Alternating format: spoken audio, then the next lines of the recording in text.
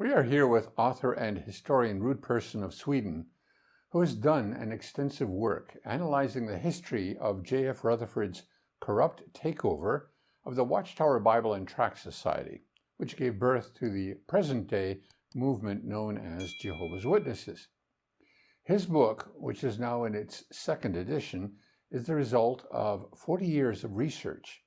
It's titled, quite appropriately I might add, Rutherford's Coup, the Watchtower Succession Crisis of 1917 and its Aftermath. One of the key features of this second edition is the inclusion of an extensive word index, which gives the reader easy access to any relevant historical fact they may be looking into.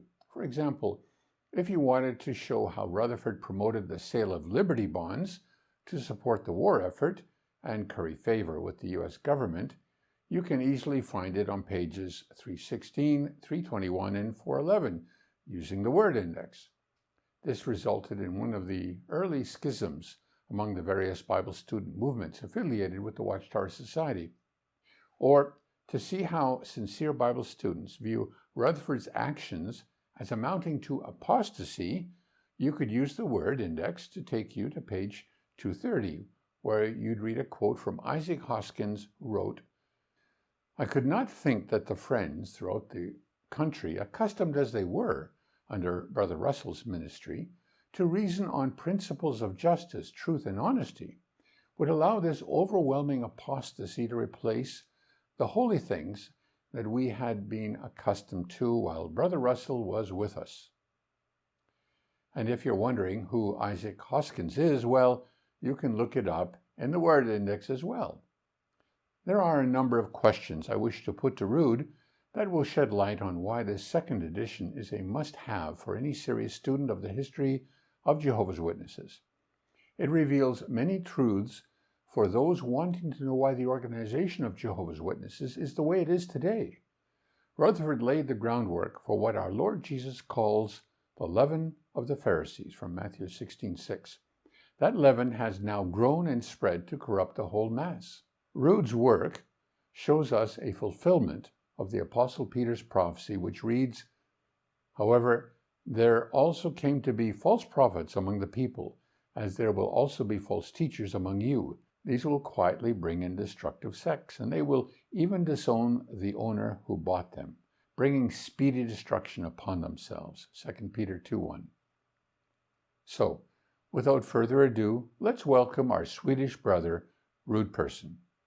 Okay, so we're here with author and historian Rud Persson, who's done an exhaustive work analyzing the history of Rutherford's rise to power in the organization of Jehovah's Witnesses, which was then known only as the Watchtower Bible and Tract Society.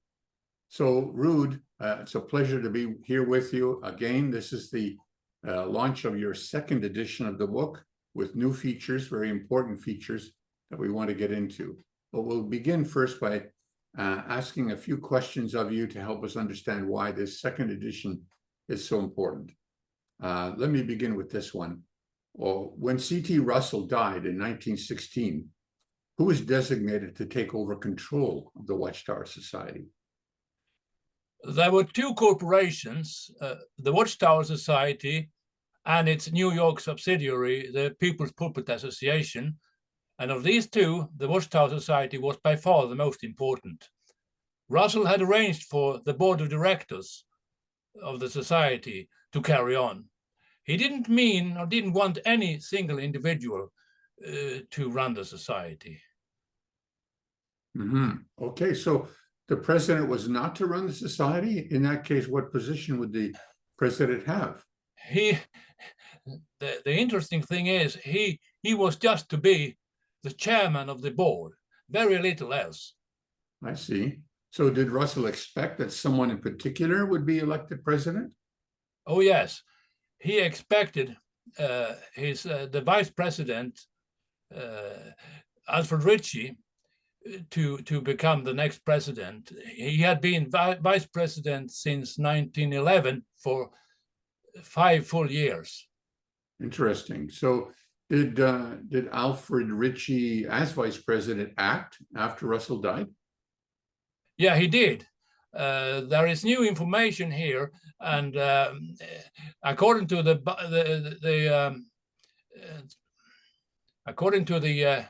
minutes of the society, early society, he was calling the board into session for more than a week, and also served as chairman. Interesting. So those are that's some of the new stuff that's in this second edition. Was it generally expected that Ritchie would be elected president at the annual meeting in January of 1917? It was many thought that he would be elected president, and it was even stated several times in the local newspaper, the Brooklyn Daily Eagle. Interesting. So even worldly people would know. So why wasn't he elected then president? The reason is that Macmillan, who served as Russell's help during his briefly before he died, according to Macmillan, Macmillan wanted Rutherford, the society's lawyer, to become the next president. And with Rutherford's support, he did everything he could to prevent Ritchie from being elected. Interesting. So Macmillan did not share Russell's view then that Ritchie should be elected. He didn't share Russell's view about Ritchie, and in fact, Macmillan had opposed Russell a number of times in the past, and it seems that Macmillan had been chosen as assistant mainly to make up for earlier disagreements. Interesting. So in our last interview, you showed that Macmillan had told one of the society's directors at Russell's funeral that 4 of them should resign or be kicked out. One of these 4 was Henry Clay Rockwell. Was there a particular reason why Macmillan wanted to get rid of him? There was. The fact is that Rockwell had served, this is new information that wasn't provided earlier, I didn't know about it, but Rockwell had actually been vice president from the very start of the New York Corporation from 1909 onwards. And this meant that when Russell died, he would step in and act as president until next election. And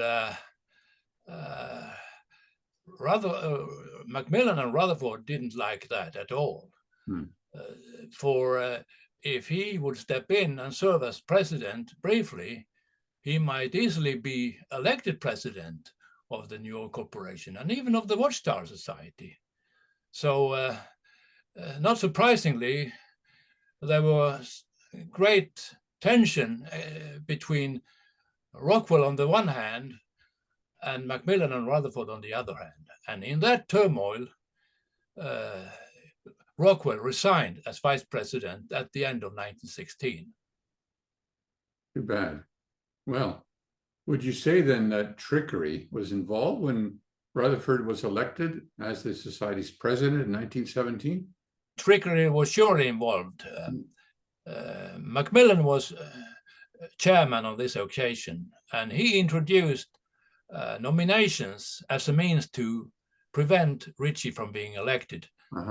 But the charter stated that election should be, quote, by ballot, unquote, which meant that only the counting of votes were to be taken place.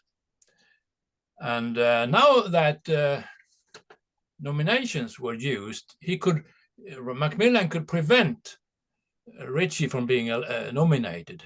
Right. And in fact, only one nomination was accepted, and that was for Rutherford. And so Rutherford was announced. It was announced that he was unanimously elected. They didn't count the votes at all. All the votes for Ritchie were simply disregarded and was actually attributed to Rutherford. And this shows that the election procedure was illegal. An illegal procedure. I understood. Yeah. Thank you. So were efforts made on this occasion to transfer the rights of the board to the president? It was. This took place on the same day, but before the election. Rutherford had prepared a set of bylaws in order to make the coming president the important man in the society, to be the manager of the society. And he presented this to a committee that was supposed to report them to the convention. But they didn't. The committee didn't like the bylaws because it made the society a one-man affair. Right. And so they pondered these bylaws so long that Rutherford became suspicious and actually intervened. And he demanded that the bylaws had to be presented just as he had prepared them. And he threatened the committee to fight them publicly if they made even minor changes. Wow. And so they tamely gave in and reported them as he had prepared them. And the convention also accepted them. And 2 weeks later, the board also accepted them. So basically, he bullied his way into power. He sure did. Yeah. And these bylaws play a role later on in 1917. They played a major role in the development. The opposing directors, or 4 directors, they gradually realized that Rutherford ignored the board and made the society a one-man affair. And they, at the board meeting on June the 20th, 1917, Robert Hirsch, for the majority of the board, presented a resolution to abolish the bylaws. And the board had that power according to the charter. Oh boy, how Rutherford, he became so angry that, and he opposed the move so violently that it was decided to postpone the issue until the 20th of July for 1 month. Again, bullying tactics to get his way. Yeah. But the matter was not taken up after a month, was it, from what you told me? Pardon? The matter was not taken up after a month.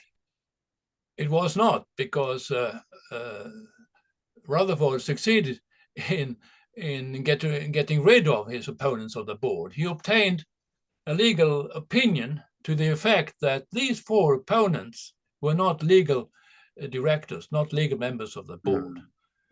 And he had this opinion read at the Bethel dining room on July 17, 1917, and a heated 5-hour debate was the result.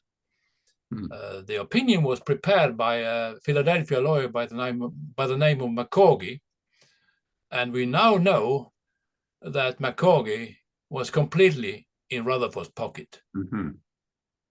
And how do we know that? We know that because he continued to serve Rutherford, and as late as in 1937, he was used. And at one point, McCaughey actually lived at Bethel. Really? Interesting. And other directors in 1917 concluded that McCaughey's opinion was not correct. And they said it wasn't correct. And there is one particular circumstance that supports this, and that is that Rutherford refused to let his opponents study that opinion He refused to let his opponent study that Yeah. opinion. And that clearly shows that Rutherford full well knew that what he had done was illegal. Fantastic information. Wow. Can you explain what the main point of the opinion was? The main thing was that he claimed that they had not been elected annually as the Pennsylvania corporate law demanded. Right.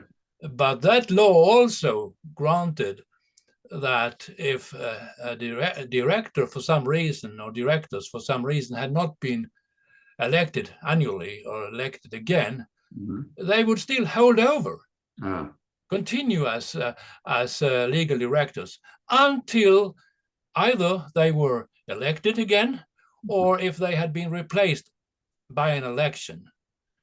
Right. So they were actually legal directors. Rutherford actually ousted 4 legal directors. Because they had not been replaced by an election. Right. Rutherford's unilateral appointment was not an election. So Rutherford was really the one director who was illegally appointed. I see. Why didn't they take him to court? They seriously considered taking him to court, and they were sure of winning that. But in the end, they chose not to. Instead, they settled for a campaign of information to inform the Bible student at large. And did they succeed in informing the Bible students at large? They did not. They tried, but they managed only to get addresses to a minority of the Bible students in America.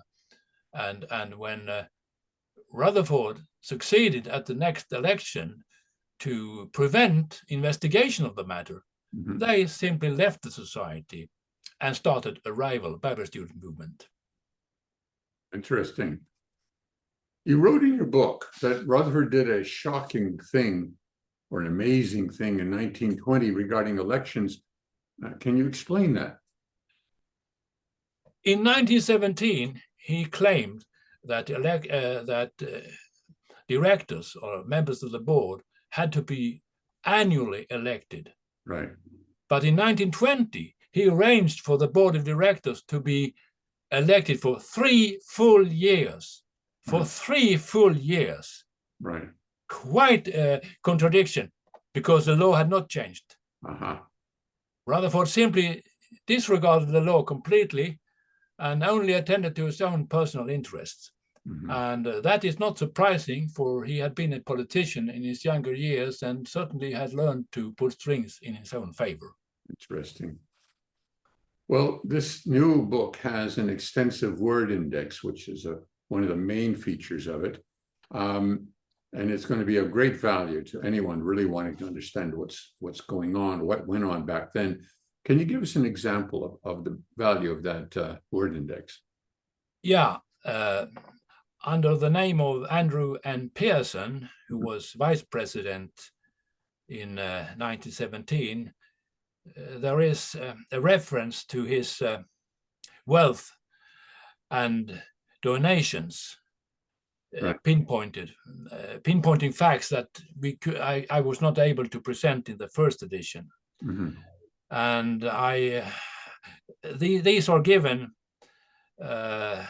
in reference on page 408 in the hardbound new edition, which says, quote, according to a biography on Persson published in the Hartford Courant, October 31, 1925, Persson had given $100,000 to the Russelite faith.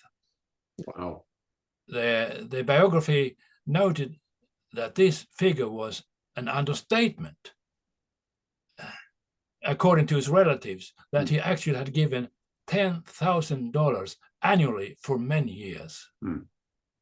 The biography also noted that Persson was out of harmony with personally with J.F. Rutherford of Brooklyn, and he had actually sided with those opposing directors that left in 1917. Wow. And back then, 100,000 or more, that was incredible amount of money. Now it's not so much, but we have to remember people earned literally $1 a day back then. Yeah, he was, Persson was one of the wealthiest members of the movement, for sure.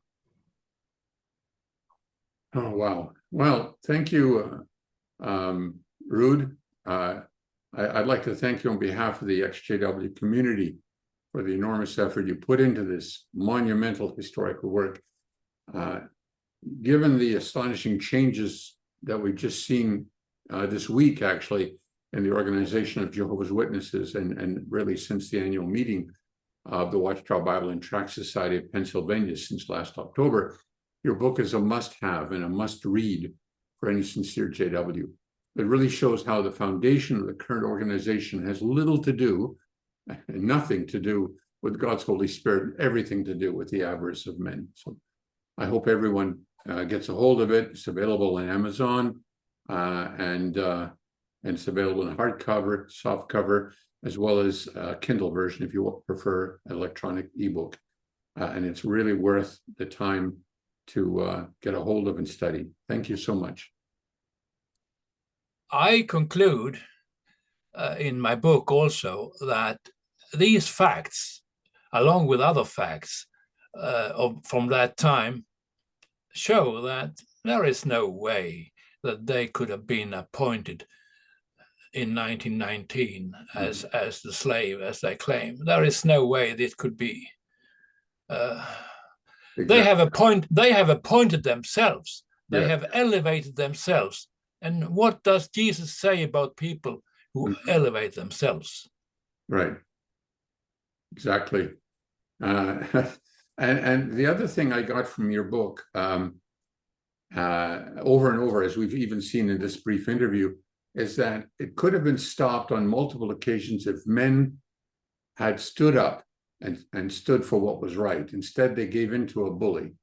And really, the same thing is happening today. The organization has no power other than the power that we as humans give it. And if the Jehovah's Witnesses continue to give the governing body power to act as a god, then they must suffer the consequences. But if they stand up and do not fear the false prophet, as Deuteronomy 18:22 says, then the organization, the men of the organization that are leading it, lose their power, and they cannot do any harm. And if that had happened back then, it would have been a much different organization than it is now. Yeah, so I am surprised, and I am a little annoyed that Rutherford wasn't stopped, because he did so many things that were out of harmony with any reasonable belief, that they should have put him out of power. Yes, but they didn't. They didn't. And so we have the consequence today. How many millions of people are suffering because of that? Well, thank you, Rud, so much. And the book is, as I said, is available on Amazon.com. Very easy to get. Let me hold it up again. This is it. Rutherford's Coup, the Watchtower, Succession Crisis of 1917 and its Aftermath, second edition, which has an exhaustive word index in the back. And as it says here, an exhaustive expose of Rutherford's rise to power. All very well documented with a lot of historical references, like 1,800 footnotes last time I checked. It's a fantastic work. So thank you for being with us today. And I hope more and more people will understand exactly what's going on in the organization. Bye for now.